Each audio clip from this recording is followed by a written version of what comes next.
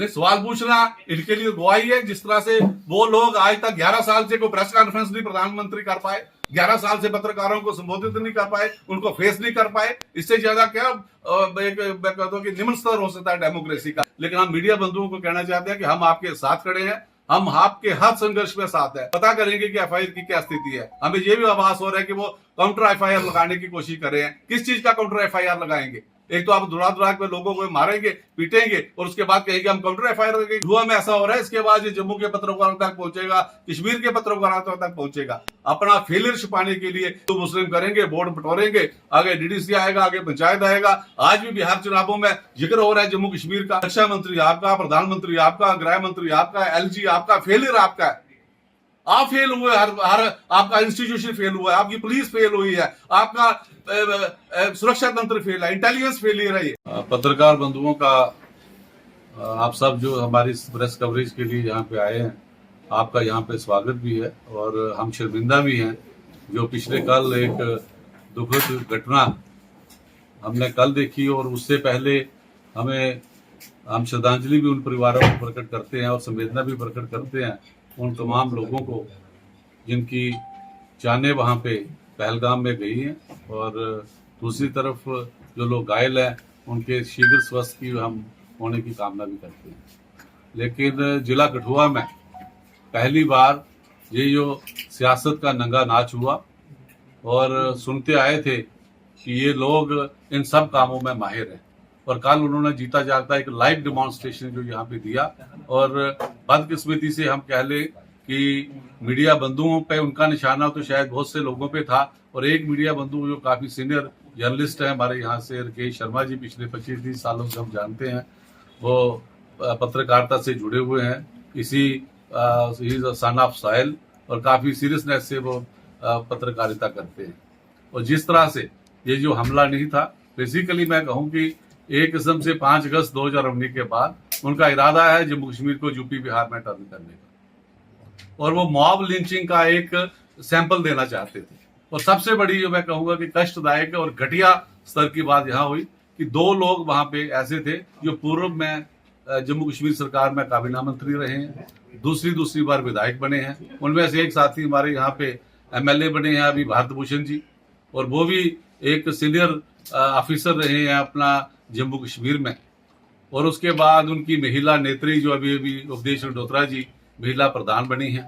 आप देखिए कि उन सब के सामने जिस तरह से गाली गलौच हुआ और जिस तरह से दौड़ा के पीटा गया, और वो कोशिश कर रहे थे किसी तरह से हमने इसको जान से मार देना है, राकेश शर्मा जी को, या और भी आप में से कोई अगर उनके निशाने पे होता तो उसको वो जान से हाथ वो खबर बनाना चाहते थे, क्योंकि वो माहिर हैं इन कामों के लिए। आप देखिए यूपी में उनके लोग क्या करते रहे, उनके सांसद क्या करते रहे, ब्रिजभूषण क्या करता रहा, या दूसरे लोग टेनी वगैरह क्या करते रहे, उनको एक्सपर्टाइज है। और ये सब चीजें उनको पीछे से ही सब चीजें आता है कि आपने या आप आज क्या करना है, कल क्या करना है। तो दुखद पहलू ये है कि भारतीय जनता पार्टी के लोगों को अगर धरना प्रदर्शन करना हो, पहले उनको पुलिस पूरी उनको अपने संरक्षण में लेती है। बड़े बड़े जिला के आला ऑफिसर हैं, उनके साथ एस्कॉर्ट करते हैं, एस्कॉर्ट करके फिर उनको कहते हैं चलिए भाई साहब हम आपके साथ चलते हैं, और हाईवे बंद करते हैं, और हाईवे उनसे बंद करवाते हैं। फिर उनकी एक नेशनल न्यूज बनाते हैं। हम लोगों को कोई पुतला जलाना हो, हम विपक्ष में, हमारा काम है उसमें किसी भी सरकार का फेलियर हो तो उसके खिलाफ प्रदर्शन करना। उस फेलियर को दिखाने के लिए, उसको छुपाने के लिए ये पूरा इनका एक सरकारी तंत्र पीछे से मिला हुआ होता है, और उनको लेके ये लोग हाईवे पे जाते हैं, हाईवे बंद करवाते हैं, और उसके बाद वो एक खबर उनकी बनाते हैं, और फिर देखते हैं कि हमारा टारगेट क्या है, इस खबर को और कैसे हम आगे तेज करें।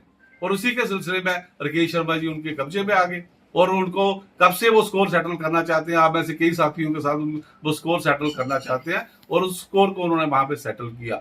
और यूपी बिहार की तर्ज पे उनको जैसे मारा जा रहा था, जैसे उनको भगाया जा रहा था, उन्होंने लोगों को ये एक लोकतंत्र के लिए खतरे का संकेत है, डेमोक्रेसी की एक हत्या उन्होंने कहीं की है। प्रेस चौथा स्तंभ है, वो कॉन्स्टिट्यूशन को ही नहीं मानते तो किस स्तंभ को मानेंगे? मैं कहूंगा कि मेरे लिए प्रेस चौथा स्तंभ हो सकता है, उनके लिए चौथा स्तंभ कोई नहीं है। वो स्तंभ काटने में जुटे हुए, वो कहते कोई स्तंभ नहीं चाहिए, हमारा एक ही स्तंभ जो दिल्ली में बैठा हुआ है वही काफी है। ऐसा लग रहा था कि मॉब लिंचिंग की स्थिति वहां पे प्रकट हो गई है, जिस तरीके से लोग उनके पीछे भाग रहे थे उनको मारने के लिए।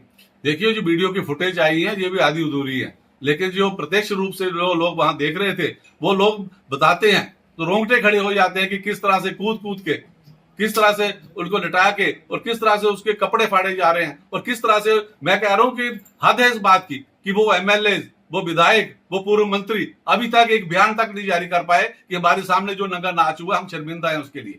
उनको शर्मिंदा होना चाहिए। उनको लोगों ने 50-50 हजार वोट दिया हुआ है, इसलिए वोट दिया हुआ है कि मीडिया वालों को घेरो और उनको पीटो जाके वहां पे जाके। लोग शर्मिंदा हो रहे हैं कि हमने कैसे विधायक चुन लिए हैं। लोग शर्मिंदा हो रहे हैं कि कैसे लोगों को हमने दूसरी बार यहाँ पे मौका दिया गया। कसूर उनका है, कसूर उन 4, 6, 10 लोग, वो तो उनके लाल पीले परिधान पहन के इसीलिए आते हैं, वो उनके संरक्षण के लिए है, वो उन्हीं के लोग हैं।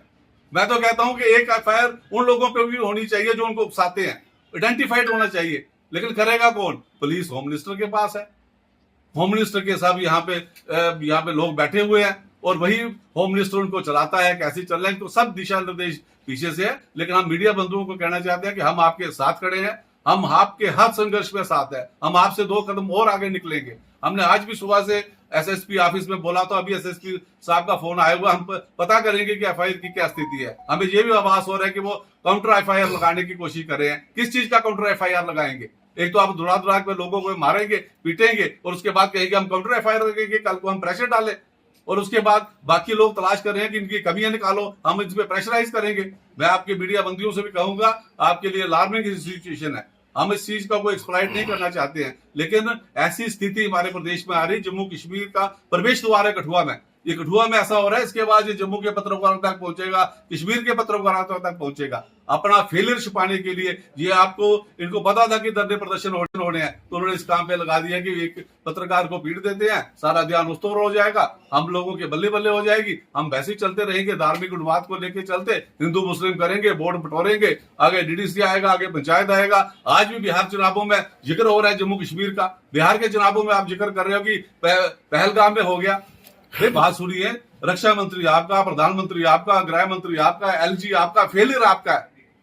आप फेल हुए, हर आपका इंस्टीट्यूशन फेल हुआ है, आपकी पुलिस फेल हुई है, आपका सुरक्षा तंत्र फेल है, इंटेलिजेंस फेलियर है। ये पाकिस्तान को आप दुहाई देते हो, हम भी उतनी जुतियां मारते हैं उनको, हम भी उतना ही थू थू करते हैं, लेकिन प्रशासन शासन आपके पास है।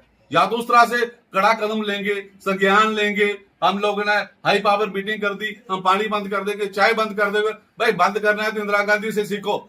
जब रिचर्ड निक्सन ने कहा था कि हम 7वां बेड़ा वहां से चल पड़ा है, इंदिरा गांधी ने जब पहुंचेगा वो पहुंचेगा, उससे पहले 2 टुकड़े कर दिए थे पाकिस्तान के, की फौज वहां पे पहुंची और 90,000 पाक सैनिकों ने वहां जाकर आत्मसमर्पण किया और 2 देश बना के रख दिए थे, पाकिस्तान और बांग्लादेश।